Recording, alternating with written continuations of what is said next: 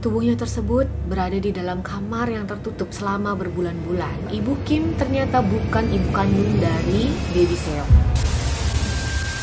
Hai guys, terima kasih udah klik video ini and welcome back to another day, another story. Gimana kabar kalian? Sehat-sehat ya, jangan sakit-sakit. Kalian pasti udah nonton kan video aku yang kemarin tentang baby Boram yang diduga mengalami penelantaran oleh orang tuanya. Kalau belum, aku taruh linknya di sini, silahkan dicek ya. Nah, ketika kemarin aku meriset tentang baby Boram ini, banyak sekali ada foto-foto yang beredar tentang baby ini.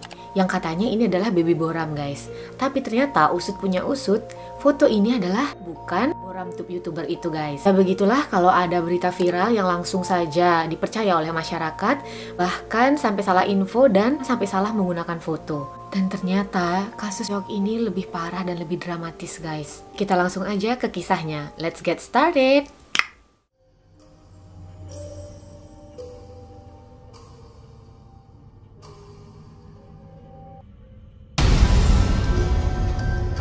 Kehebohan tentang kasus ini dimulai pada tanggal 10 Februari 2021 kemarin, di mana telah ditemukan tubuh dari bayi perempuan berusia 3 tahun di dalam kamar apartemen kosong. Bahkan bayi itu diperkirakan sudah meninggal 6 bulan yang lalu loh guys. Kalian pasti bertanya-tanya, loh ibunya kemana? Emang gak ada orang tuanya? Kok bisa sih gak ketahuan selama 6 bulan?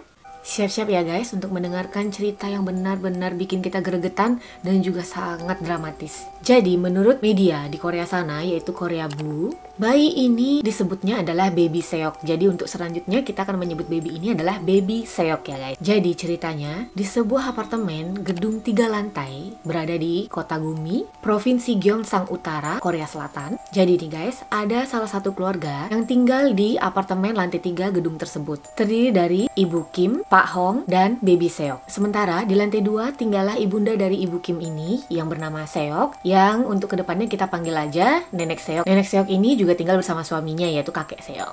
So guys, di hari itu Nenek Seok mendapatkan telepon dari pemilik apartemen yang menyatakan bahwa Ibu Kim tidak dapat dihubungi dan sudah kadaluarsa, ibaratnya Ibu Kim ini sudah menunggak sangat lama, jadi dia harus keluar atau pindah ke apartemen yang baru.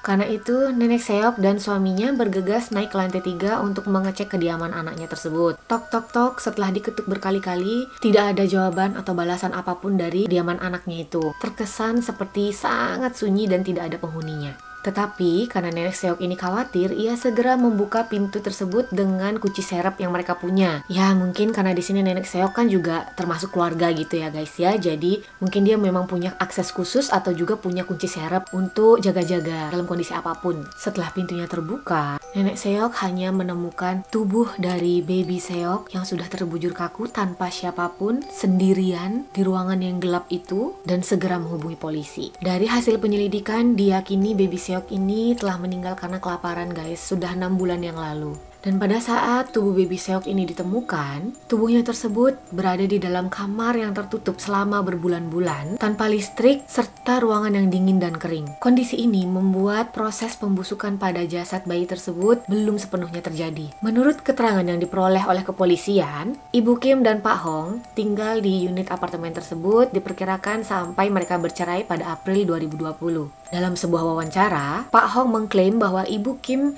telah mengandung anak dari orang lain saat mereka bercerai. Pada saat perceraian, ternyata hak asuh jatuh ke tangan Ibu Kim, mengingat baby Seok ini masih di bawah umur, yaitu masih 3 tahun dan masih sangat membutuhkan kasih sayang ibunya. Tetapi kenyataannya sangat miris guys, dimana Ibu Kim ini sangat menelantarkan dan mengabaikan baby Seok. Karena katanya, baby Seok ini mengingatkan ia dengan mantan suaminya yaitu Pak Hong. Kan sangat gak masuk akal ya guys ya, tetap aja itu anaknya dia sendiri kan. Pada 20 Mei 2020, ternyata Ibu Kim sudah tidak membayar listrik selama 5 bulan berturut-turut sehingga listrik sudah dipadamkan. Dan pada Agustus 2020, pada saat inilah diperkirakan Ibu Kim pindah untuk tinggal bersama dengan laki-laki barunya. Dan pada titik ini juga, Ibu Kim diduga memutuskan untuk meninggalkan baby Seok ini seorang diri di dalam apartemen tersebut guys. Dan faktanya benar-benar ditinggalkan loh guys. Aku sampai nggak bisa bayangin, kita kelaparan aja kayak bete, marah. Apalagi ini anak kecil umur 3 tahun loh guys. Kelaparan, sendirian, bahkan tanpa penerangan apapun. Jahat banget. Polisi langsung melacak keberadaan Ibu Kim dan menangkapnya karena tuduhan penelantaran anak. Dan untuk memverifikasi apakah benar baby Seok ini adalah anak dari Ibu Kim, dilakukanlah tes DNA. Dan pada saat tes DNA itu keluar hasilnya, ternyata tidak cocok guys dengan Ibu Kim. Yang artinya bahwa Ibu Kim ternyata bukan ibu kandung dari baby Seok. Jadi baby Seok ini anak siapa dong guys? Oke, dari hasil investigasi terungkap bahwa ternyata sang nenek, yaitu nenek Seok, adalah ibu kandung dari baby Seok guys. Jadi dengan kata lain, ibu yang selama ini merawat baby Seok bukanlah ibu kandungnya, melainkan kakak dari baby tersebut. Dan saat mengetahui hasil DNA tersebut, nenek Seok ini tidak langsung saja menerima hasil tersebut guys. Dia pun masih mengelak, bersikeras, menolak bahwa hasil DNA itu benar. Tetapi DNA ini diuji oleh NFS, jadi sangat tidak mungkin terjadi kesalahan pada tes DNA ini. Bahkan DNA ini sudah diuji 4 kali secara terpisah untuk mendapatkan hasil yang paling akurat.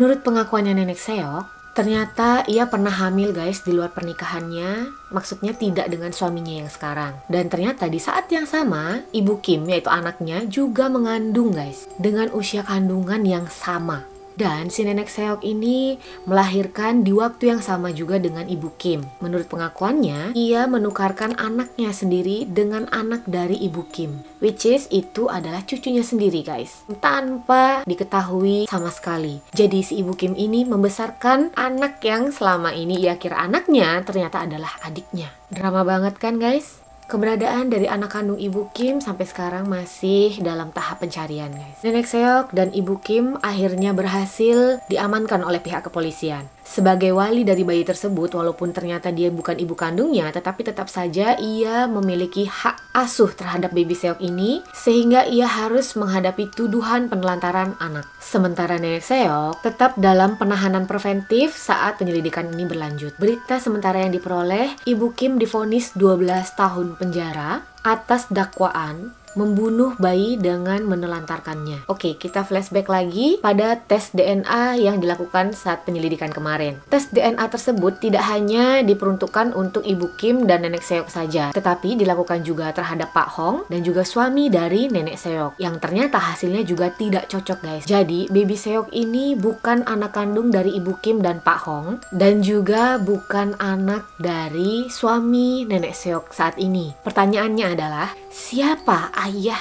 kandung sebenarnya baby Seok? Seorang pejabat NVS mengatakan menemukan ayah kandung dari baby Seok merupakan kunci elemen dalam kasus ini. Mengapa demikian? Karena diduga nenek Seok ini tidak mungkin melakukan aksinya seorang diri. Ia pasti memiliki kaki tangan untuk bisa melakukan sesuatu yang sangat besar seperti itu. Karena jika kita menemukan ayah kandung dari baby Seok, kita bisa memperoleh informasi yang benar-benar real tentang kasus ini. Selain itu juga, di tengah penyelidikan kepolisian, polisi mendapatkan informasi bahwa sebenarnya Seok atau nenek Seok di sini tidak langsung menghubungi polisi pada saat ia menemukan tubuh dari baby Seok ini, melainkan ia melaporkan keesokan harinya. Dan karena informasi ini diduga nenek Seok itu memang sudah mengetahui keadaan dari baby Seok dan dicurigai melakukan kekerasan dan sengaja ikut menelantarkan bayi tersebut. Logikanya memang benar sih guys. Ini bayi 6 bulan seorang diri di dalam sebuah apartemen kosong tanpa penerangan apapun, tanpa makanan apapun. Sangatlah tidak mungkin tidak mendengar tangisan atau teriakan dari bayi yang kelaparan, mungkin kesakitan oleh tetangga, atau memang nenek Seok yang jelas-jelas tinggal tepat berada di bawah apartemen mereka.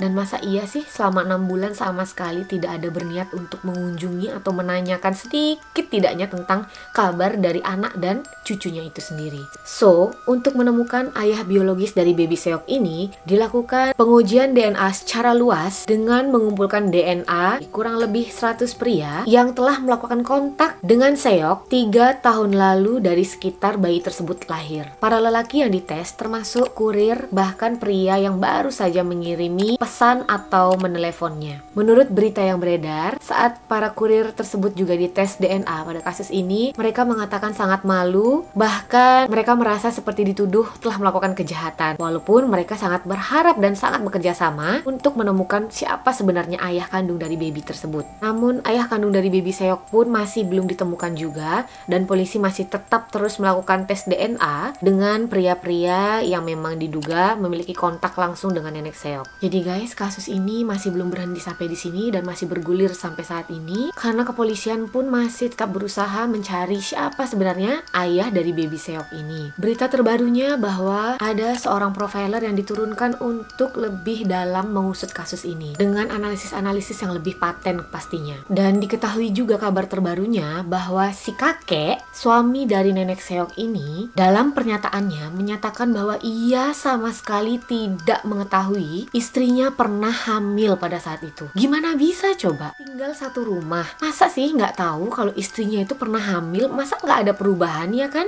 Sangat gak masuk akal. Jadi kasus ini tuh bener-bener bikin pusing, bikin gregetan dan drama banget guys. Banyak ahli-ahli yang menyatakan opini mereka. Salah satunya bahwa ibu Kim ini mungkin memang sudah mengandung anak dari suami barunya atau laki-laki barunya. Oleh karena itu ia menganggap keberadaan dari baby Seok ini akan mengganggu hubungannya dia dengan lelaki barunya ini. Sehingga dibiarkan begitu saja dan meninggal bayinya. Jadi ada juga opini lain yang beredar di mana bahwa ibu Kim ini bersekongkol dengan nenek Seok untuk menyembunyikan kematian dari baby Seok ini. Dan menurut berita juga ibu Kim dan nenek Seok ini pernah mencoba membuang jasad bayi ini ke tong sampah coba guys.